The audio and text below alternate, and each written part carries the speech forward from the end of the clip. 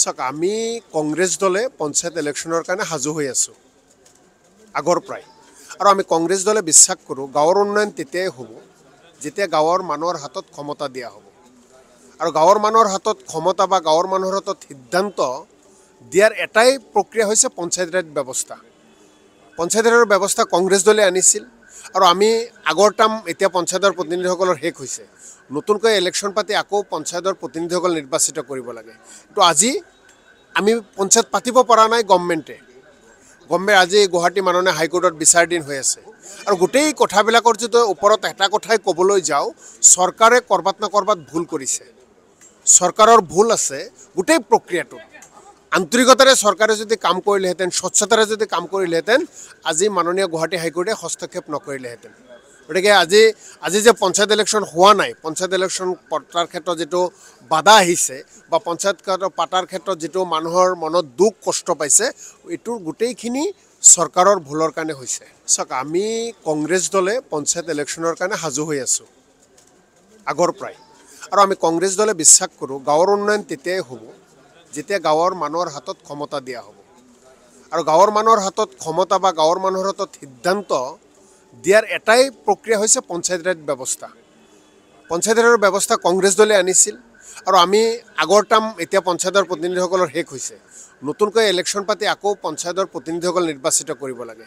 তো আজি আমি পঞ্চায়ত পাতিব পৰা নাই গভৰ্ণমেণ্টে আজি গুৱাহাটী মাননীয় হাইকোৰ্টত বিচাৰদিন হৈ আছে আৰু গোটেই কথাবিলাকৰ যদি ওপৰত এটা কথাই ক'বলৈ যাওঁ, চৰকাৰে ক'ৰবাত না ক'ৰবাত ভুল কৰিছে। চৰকাৰৰ ভুল আছে গোটেই প্ৰক্ৰিয়াটো। আন্তৰিকতাৰে চৰকাৰে যদি কাম কৰিলেহেঁতেন, স্বচ্ছতাৰে যদি কাম কৰিলেহেঁতেন, আজি মাননীয় গুৱাহাটী হাইকোৰ্টে হস্তক্ষেপ নকৰিলেহেঁতেন। গতিকে আজি যে পঞ্চায়ত ইলেকশ্যন হোৱা নাই, পঞ্চায়ত ইলেকশ্যন পতাৰ ক্ষেত্ৰত যিটো বাধা আহিছে বা পঞ্চায়ত পাতাৰ ক্ষেত্ৰত যিটো মানুহৰ মনত দুখ কষ্ট পাইছে, এইটোৰ গোটেইখিনি চৰকাৰৰ ভুলৰ কাৰণে হৈছে। চাওক আমি কংগ্ৰেছ দলে পঞ্চায়ত ইলেকশ্যনৰ কাৰণে সাজু হৈ আছোঁ আগৰ পৰাই আৰু আমি কংগ্ৰেছ দলে বিশ্বাস কৰোঁ গাঁৱৰ উন্নয়ন তেতিয়াই হ'ব যেতিয়া গাঁৱৰ মানুহৰ হাতত ক্ষমতা দিয়া হ'ব আৰু গাঁৱৰ মানুহৰ হাতত ক্ষমতা বা গাঁৱৰ মানুহৰ হাতত সিদ্ধান্ত দিয়াৰ এটাই প্ৰক্ৰিয়া হৈছে পঞ্চায়তৰ ব্যৱস্থা। পঞ্চায়তৰ ব্যৱস্থা কংগ্ৰেছ দলে আনিছিল আৰু আমি আগৰ টাৰ্ম এতিয়া পঞ্চায়তৰ প্ৰতিনিধিসকলৰ শেষ হৈছে, নতুনকৈ ইলেকশ্যন পাতি আকৌ পঞ্চায়তৰ প্ৰতিনিধিসকল নিৰ্বাচিত কৰিব লাগে। তো আজি আমি পঞ্চায়ত পাতিব পৰা নাই গভৰ্ণমেণ্টে আজি গুৱাহাটী মাননীয় হাইকোৰ্টত বিচাৰদিন হৈ আছে আৰু গোটেই কথাবিলাকৰ যদি ওপৰত এটা কথাই ক'বলৈ যাওঁ, চৰকাৰে ক'ৰবাত না ক'ৰবাত ভুল কৰিছে। চৰকাৰৰ ভুল আছে গোটেই প্ৰক্ৰিয়াটো। আন্তৰিকতাৰে চৰকাৰে যদি কাম কৰিলেহেঁতেন, স্বচ্ছতাৰে যদি কাম কৰিলেহেঁতেন, আজি মাননীয় গুৱাহাটী হাইকোৰ্টে হস্তক্ষেপ নকৰিলেহেঁতেন।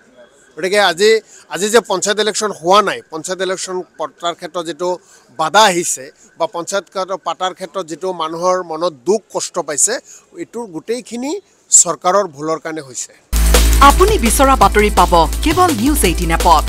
নিউজ 18 এপ ডাউনলোড কৰিবলৈ স্কেন কৰক এই QR কোড। গুগল প্লে ষ্টৰতো পাব এই নিউজ 18 এপ।